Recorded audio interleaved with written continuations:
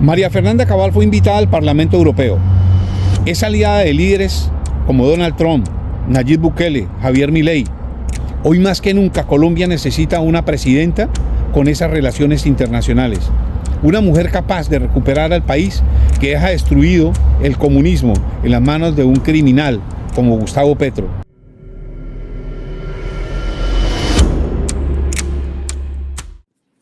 Respetados miembros del Parlamento Europeo, distinguido amigo y eurodiputado Herman Tertsch, reciban el saludo de millones de colombianos que no quieren perder su patria. Millones que se resisten a ver caer su país bajo el peso del llamado socialismo del siglo XXI. Un comunismo que condena a la sociedad al exilio, a la pobreza y a la muerte. Intervengo ante ustedes en este recinto con gratitud por abrir sus puertas al debate sobre los desafíos que enfrenta hoy mi nación. No lo hago desde la confrontación, sino desde la responsabilidad de alertar al mundo libre sobre el deterioro institucional que vive Colombia. Es la libertad el principio que nos convoca y hermana. Y como ciudadana, senadora de la República y precandidata presidencial, vengo a denunciar el retroceso democrático, la persecución política y la deriva autoritaria que se cierne sobre mi país. Colombia atraviesa hoy el momento más crítico de su historia democrática reciente. El gobierno de Gustavo Petro ha emprendido un camino que debilita las instituciones, socava la independencia de los poderes públicos y pone en riesgo la estabilidad política, amenazando la propiedad privada, destruyendo el sistema de salud que defendía el principio de solidaridad y arrebatando el ahorro pensional de los trabajadores. Su gestión ha introducido la idea peligrosa de que la ley es un instrumento al servicio del poder y no un límite a su ambición. El ataque sistemático a la prensa y la persecución a la oposición son síntomas de una democracia asediada. Hoy se estigmatiza al disidente, se instrumentaliza la justicia para callar voces críticas y se utiliza el aparato estatal para promover una narrativa única que busca legitimar el autoritarismo con el lenguaje de la inclusión.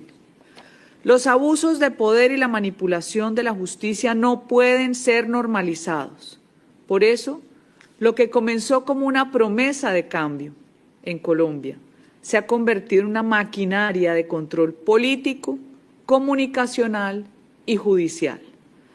Hace más de un año publiqué el ensayo titulado La democracia en peligro y alerté al país y a la comunidad internacional sobre la amenaza creciente que representan las alianzas entre las guerrillas narcotraficantes, convertidas en estructuras criminales transnacionales que operan en varios países.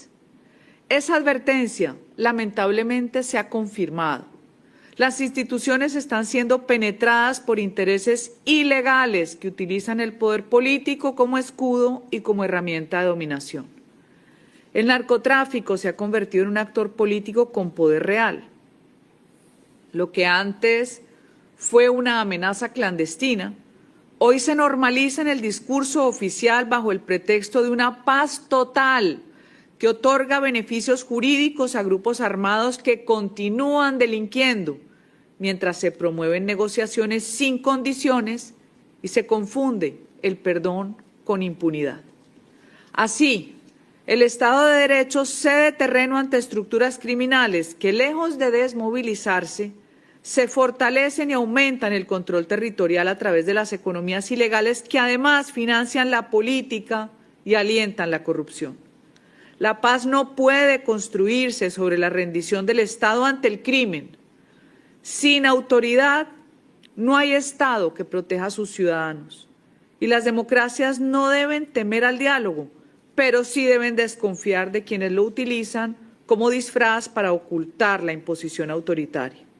Por eso el gobierno actual, en su afán de construir una narrativa redentora, ha legitimado a los mismos actores que durante décadas destruyeron el tejido social, secuestraron, asesinaron y desplazaron a millones de compatriotas. Y mientras los responsables de crímenes atroces gozan de libertad y privilegios, los líderes de la oposición enfrentan persecución judicial y amenazas de muerte.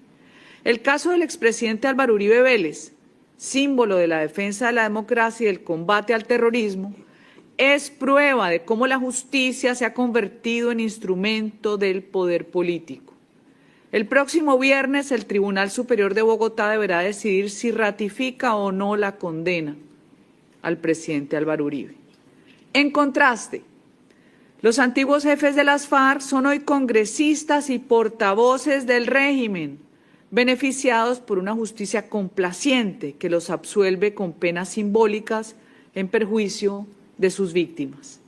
La violencia política ha vuelto a teñir de sangre la vida pública.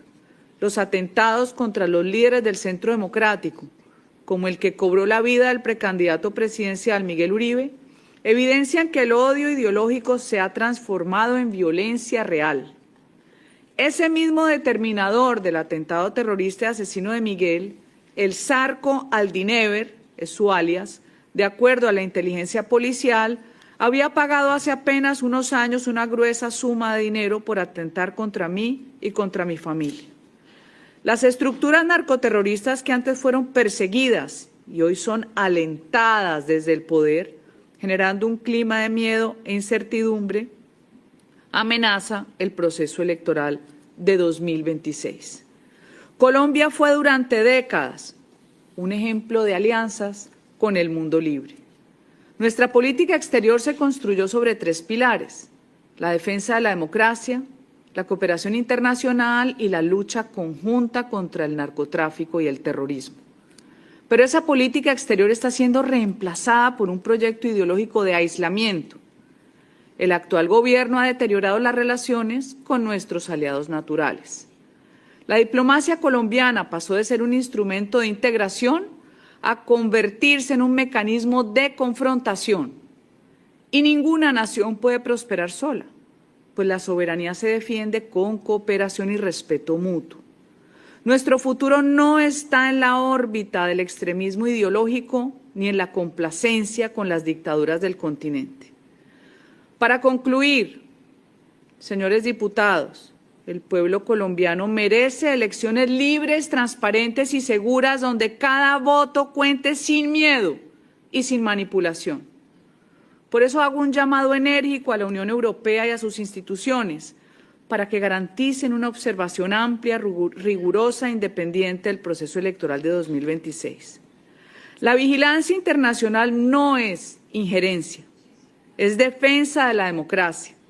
La presencia de Europa en nuestras urnas será garantía de transparencia y un mensaje inequívoco de que las democracias del mundo no abandonan a sus aliados cuando la libertad está en riesgo.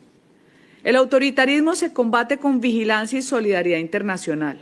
El silencio, en cambio, fortalece la impunidad y alimenta la manipulación del poder.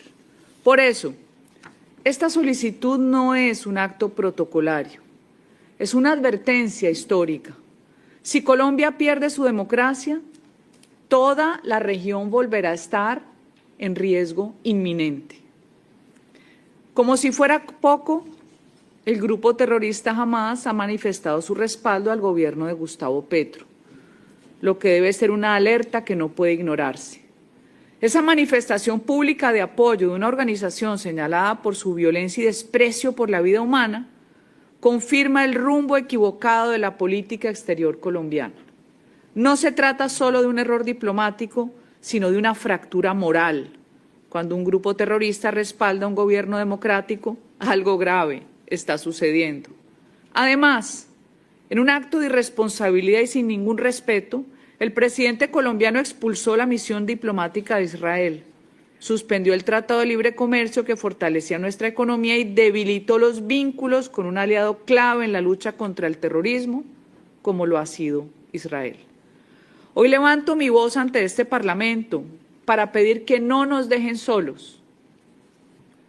No nos dejen solos frente al avance del autoritarismo, frente a la expansión del crimen, frente al aislamiento diplomático que amenaza con cerrar las puertas del mundo libre a mi país. Colombia, la nación que ha resistido durante décadas la violencia del narcotráfico y del terrorismo. Y ese futuro solo será posible si el mundo democrático permanece vigilante, firme y solidario. La historia enseña que las democracias se pierden lentamente, pero se recuperan con valentía. Y hoy, con esa misma valentía, les digo, Colombia no se rendirá. Colombia defenderá su democracia. Colombia volverá al lado del mundo libre. Muchas gracias.